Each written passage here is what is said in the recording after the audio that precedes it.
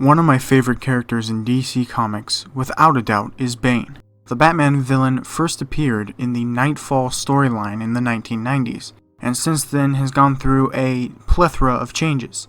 Some of them good, like in the case of the Dark Knight Rises movie, some of them not so good, like Batman and Robin. But let's take a second to analyze Bane from the Dark Knight Rises.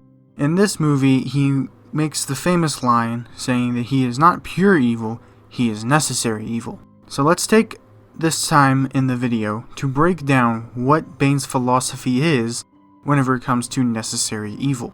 Necessary evil is, in a sense, something that is wrong to do, but the outcome of it is good. Think of it like war. Soldiers go to war, they fight and kill, something that is considered wrong. Something that if any normal civilian did it, they would be charged with murder. But because of the situations, killing isn't wrong in that instance. The outcome of the killing is better than if there was no killing done at all, so therefore it is a necessary evil. Bane takes this philosophy to the absolute pinnacle. He's completely against the corrupted system that Gotham City has put in place due to the Dent Act, an act that was completely founded on lies. Lies told by someone in power, Jim Gordon. He is not necessarily a socialist or a communist, as many people have pointed out, but he is indeed a populist. Whether the population that he is advocating for in this movie is good or bad is not really to be called into question here in the movie. It's not really the point. The point of the movie is that Bane does indeed have this philosophy of necessary evil. And really, you have to look back at Bane's origin to understand why he has this philosophy. Bane grew up in a place where morality was very subjective, where there wasn't necessarily a set of right and wrong.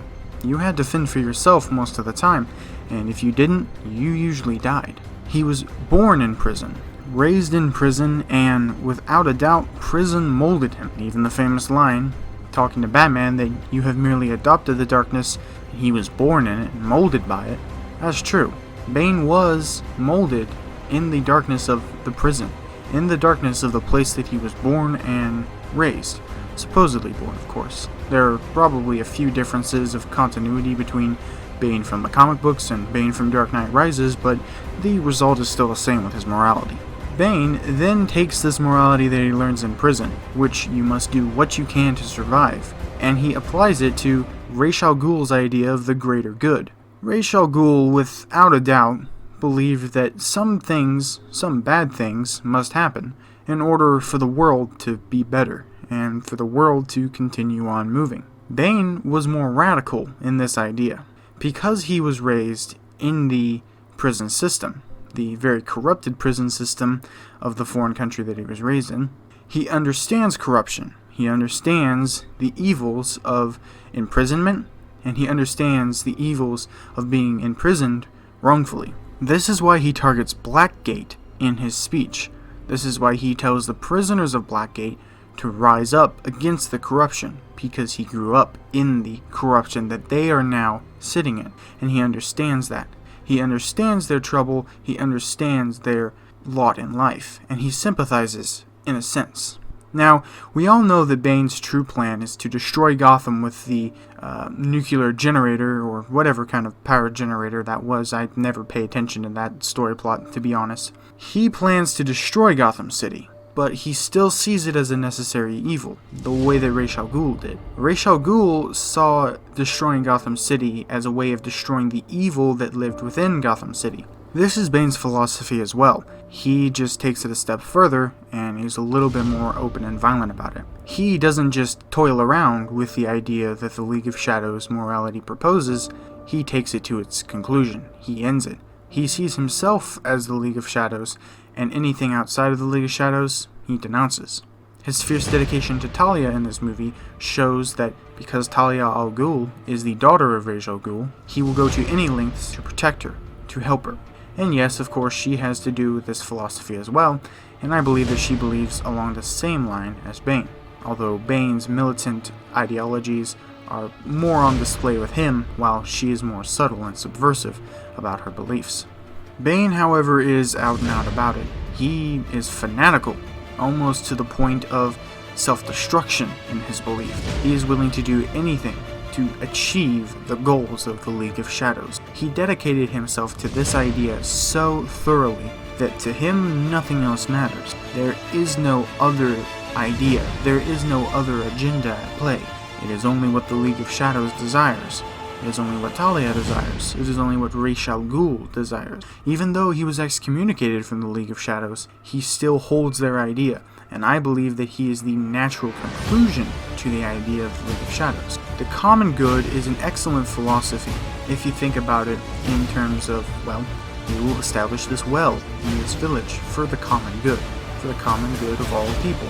But when there's a sickness in the town, you have to get rid of the sickness, and for the common good, you're willing to do morally reprehensible things, such as kill anyone who has the disease. Even if the disease isn't necessarily 100% fatal, you can still do that, because it's a necessary evil. Bane has no problem destroying all of Gotham City. Honestly, no one in the League of Shadows do. Bane is fine with getting rid of one city, if it means possibly saving all the others. Bane's only flaw in his philosophy comes whenever he fails to realize that human nature has that selfish tick behind it. Doesn't matter what city you go to, there's always going to be crime, evil, corruption, destruction, things like that are essentially human nature. Bane might not understand this, but if he destroys Gotham City, he'll just have to destroy the city that is the next worst thing. It won't stop, as eventually there will only be one city left in the world, one group of people left in the world, and they'll have to go too, because their corruption exists just the same. Bane's idea of common good is great, if you can support a utopianistic idea that everyone's good, or that everyone has this potential to not only be good, but that they have the potential to squash evil. Although history has shown us that this isn't true, Bane continues to latch onto this, and yet again continues with his philosophy of necessary evil. Thank you all for watching. I hope you enjoyed this video. This is the first of maybe many, I'm not sure. I just felt like I wanted to do this video. It's been an idea that I've had for a little while now, and I'm kind of bored, as is, so I decided to make the video. I want to thank you all for watching. Please to take some time to like, share, or subscribe this video if you think it's of any quality. If there's anything that you think I should change about perhaps my format, or maybe any kind of audio difficulties that you feel that I've had in this, please hit me up in the comments. Let me know what you think.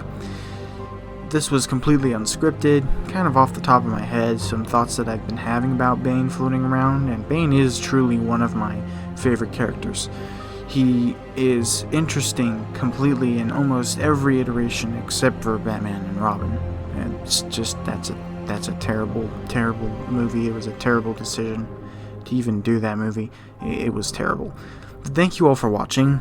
Please stick around for more videos in the future, or if you don't want to, I'm not going to force you. I'm not going to force your hand here. So, peace out, everybody. Take care, be safe, God bless, and I'll catch you in the next video.